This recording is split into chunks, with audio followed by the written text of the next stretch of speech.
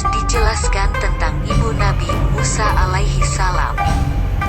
Dihanyutkannya Nabi Musa ke Sungai Nil, dipeliharanya Nabi Musa oleh keluarga Fir'aun, hingga kembalinya Nabi Musa ke pangkuan ibunya sebagaimana janji Allah. Al-Quran memang tidak menyebutkan nama asli ibunda Nabi Musa, tetapi ada informasi dalam kitab suci Taurat dan Injil tentang namanya. Dalam Taurat, disebutkan ibunda Nabi Musa adalah Yohebed, sedang pada kitab Injil disebut Yukabat. Sebagaimana dalam surat Al-Qasas ayat 7 dijelaskan bahwa Allah SWT menurunkan ilham kepada ibunda Nabi Musa. Menurut pakar tafsir Al-Quran yang juga pengasuh Bait Al-Quran Pusat Studi Al-Quran, PSQ, Ustaz Syahrullah Iskandar, meskipun dalam ayat tersebut tertulis wa auhayna ila umi Musa, namun kata wa auhayna bukan berarti wahyu sebagaimana yang diturunkan kepada Nabi. Kata wa auhayna dalam ayat itu disebut sebagai isyarat yang cepat yang bermakna Allah menurunkan ilham kepada ibunda Nabi Musa. Dalam ayat itu dijelaskan bahwa setelah Nabi Musa lahir, Allah memerintahkan ibunda Nabi Musa menyusuinya. Al-Quran memang tidak menjelaskan berapa lama ibunda Nabi Musa disusui, tetapi sejumlah kitab tafsir menuliskan bahwa Nabi Musa disusui selama 3 bulan. Ada juga yang berpendapat 8 bulan. Diketahui pada masa lahirnya Nabi Musa, Fir'aun telah mengeluarkan perintah pada pasukannya untuk membunuh semua anak lelaki di wilayah kekuasaannya.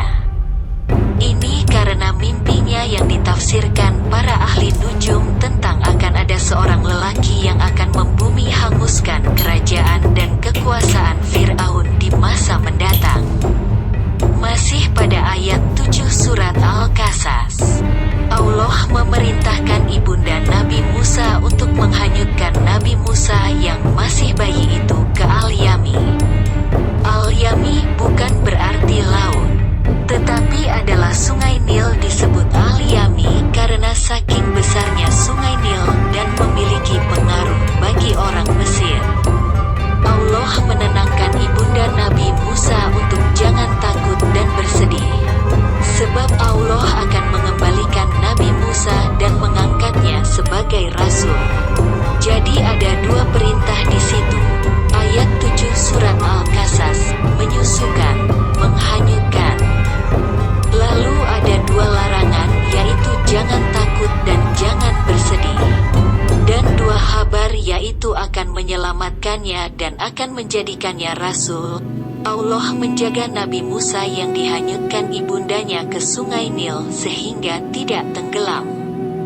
Akan tetapi arus air itu membawa Nabi Musa ke kerajaan Fir'aun yang memang lokasinya berada tidak jauh dari Sungai Nil.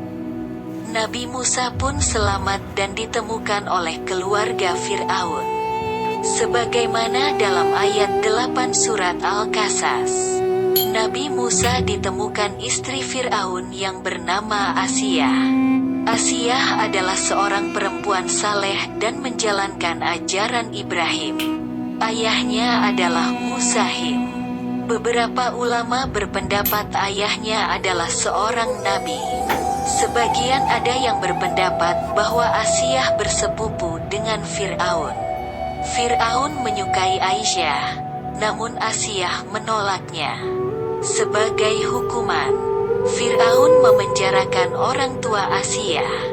Karena tidak tega melihat orang tuanya mendapat hukuman dari Fir'aun, Asiyah pun bersedia menjadi istri Fir'aun dengan 3 syarat, yaitu orang tuanya dibebaskan, dibangunkan tempat yang layak dan mendapat jaminan hidup, serta seluruh keinginan Asiyah harus dituruti. Setelah menemukan bayi di Sungai Nil, sebagaimana dapat ditemukan dalam ayat 9 surat Al-Qasas, Asiyah meminta Fir'aun tidak membunuh bayi itu. Sebab kala itu Fir'aun akan membunuh bayi laki-laki yang didapatinya. Aisyah meyakinkan Fir'aun bayi itu sebagai anak. Terlebih pada waktu itu Fir'aun belum memiliki anak. Inilah bagaimana Allah melalui istrinya Fir'aun mempertahankan Musa supaya tidak dibunuh. Ini tugas atau perannya istri Fir'aun, yaitu Asia. Nabi Musa pun dipelihara di istana. Sementara itu ibunda Nabi Musa sejatinya merasa gundah, hatinya kosong. Betapa tidak, karena setelah ia menghanyutkan bayinya itu ke sungai, justru bayi tersebut ditemukan oleh keluarga Fir'aun. Sebagaimana dijelaskan dalam ayat 10 surat Al-Qasas, ibunda Nabi Musa hampir saja memberitahu orang-orang bahwa sejatinya bayi laki-laki di istana Fir'aun adalah putranya. Tetapi Allah menjaga hati ibunda Nabi Musa, sehingga rahasia tentang Nabi Musa tidak diketahui orang lain. Sebenarnya ketika Nabi Musa dihanyutkan ke sungai Nil, ibunda Nabi Musa menyuruh putrinya yang juga kakak Nabi Musa untuk mengikuti dan mengawasi bayi tersebut dari kejauhan. Sementara itu keluarga Fir'aun kebingungan lantaran bayi tersebut tidak mau menyusui. Bahkan Fir'aun mendatangkan seluruh wanita agar dapat menyusui bayi tersebut. Tetapi bayi itu menolak dan tak ada satupun yang dapat menyusuinya. Hal itu merupakan skenario Allah SWT.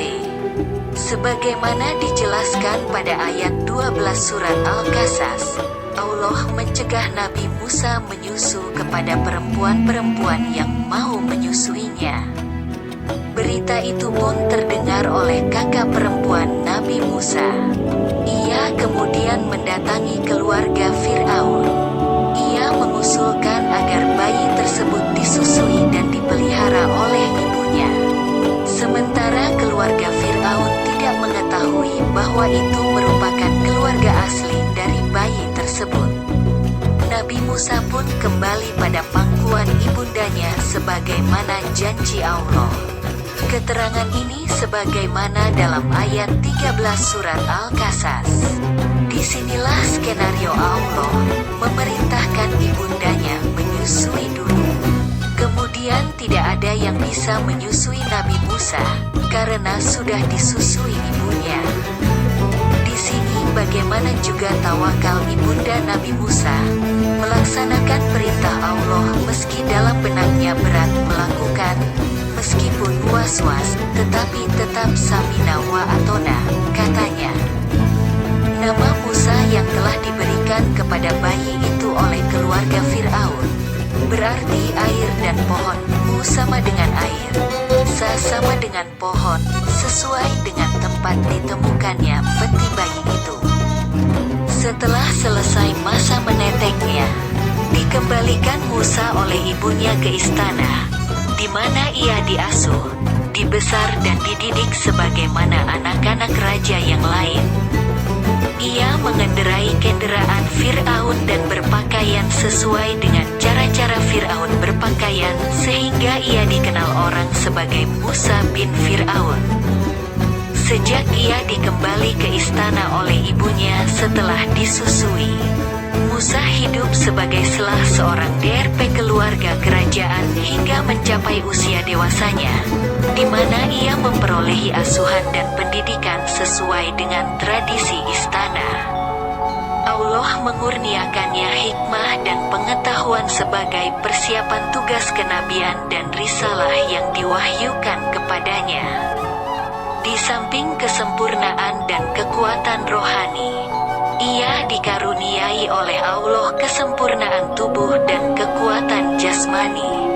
Musa mengetahui dan sadar bahwa ia hanya seorang anak pungut di istana dan tidak setitik darah Fir'aun pun mengalir di dalam tubuhnya dan bahwa ia adalah keturunan Bani Israel yang ditindas dan diperlakukan sewenang-wenangnya oleh kaum Fir'aun.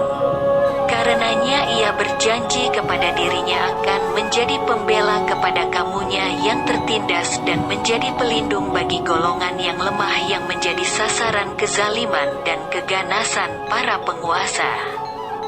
Demikianlah maka terdorong oleh rasa setia kawannya kepada orang-orang yang lemah dan teraniaya, terjadilah suatu peristiwa yang menyebabkan ia terpaksa meninggalkan istana dan keluar dari Mesir. Peristiwa itu terjadi ketika Musa sedang berjalan-jalan di sebuah lorong di waktu tengah hari di mana keadaan kota sunyi sepi ketika penduduknya sedang tidur siang. Ia melihat kedua berkelahi, seorang dari golongan Bani Israel bernama Samiri dan seorang lagi dari kaum Fir'aun bernama Fatun. Musa yang mendengar teriakan Samiri mengharapkan akan pertolongannya terhadap musuhnya yang lebih kuat dan lebih besar itu. Segera melontarkan pukulan dan tumbukannya kepada Fatun yang seketika itu jatuh rebahan menghembuskan nafasnya yang terakhir. Musa terkejut melihat Fatun. Orang Fir'aun itu mati karena tumbukannya yang tidak disengajakan dan tidak akan mengharapkan membunuhnya. Merasa berdoa dan beristighfar kepada Allah memohon ampun di atas perbuatannya yang tidak sengaja, telah melayang nyawa salah seorang daripada hamba-hambanya. Peristiwa matinya Fatun menjadi perbualan ramai dan menarik para penguasa kerajaan yang menduga bahwa pasti orang-orang Israel lah yang melakukan perbunuhan itu. Mereka menuntut agar pelakunya diberi hukuman yang berat bila ia tertangkap. Anggota dan pasukan keamanan negara dihantarkan ke seluruh pelosok kota mencari jejak orang yang telah membunuh Fatun, yang sebenarnya hanya diketahui oleh Samiri dan Musa saja. Akan tetapi, walaupun tidak orang ketiga yang menyaksikan peristiwa itu, Musa merasa cemas dan takut dan berada dalam keadaan bersedia menghadapi akibat perbuatannya itu bila sampat tercium oleh pihak penguasa. Alangkah malangnya nasib Musa yang sudah cukup berhati-hati menghindari kemungkinan terbongkarnya rahasia pembunuhan yang ia lakukan tatkala ia terjebak lagi tanpa disengajakan dalam suatu perbuatan yang menyebabkan namanya disebut-sebut sebagai pembunuh yang dicari. Musa bertemu lagi dengan Samiri yang telah ditolongnya melawan Fatun, juga dalam keadaan berkelahi untuk kali keduanya dengan salah seorang dari kaum Fir'aun. Melihat Musa berteriaklah Samiri meminta pertolongannya. Musa menghampiri mereka yang sedang berkelahi seraya berkata menegur Samiri, "Sesungguhnya engkau adalah seorang yang telah sesat." Samiri menyangkal bahwa Musa akan membunuhnya ketika ia mendekatinya. Lalu berteriaklah Samiri berkata, "Apakah engkau hendak membunuhku sebagaimana engkau telah membunuh seorang kemarin? Rupanya engkau hendak menjadi seorang yang sewenang-wenang di negeri ini dan bukan orang yang mengadilkan kedamaian." Kata Samiri itu segera tertangkap orang-orang Fir'aun, yang dengan cepat memberitahukannya kepada para penguasa yang memang sedang mencari jejaknya. Berundinglah para pembesar dan penguasa Mesir, yang akhirnya memutuskan untuk menangkap Musa dan membunuhnya sebagai balasan terhadap matinya seorang dari kalangan kaum Fir'aun. Selagi orang-orang Fir'aun mengatur rancangan penangkapan Musa, seorang lelaki salah satu daripada sahabatnya datang dari ujung kota memberitahukan kepadanya dan menasihatkan agar segera meninggalkan Mesir, karena para penguasa Mesir telah memutuskan untuk membunuhnya apabila ia ditangkap. Lalu keluarlah Musa terburu-buru meninggalkan Mesir, sebelum anggota polisi Fir'aun sempat menutup serta menyekat pintu-pintu gerbangnya.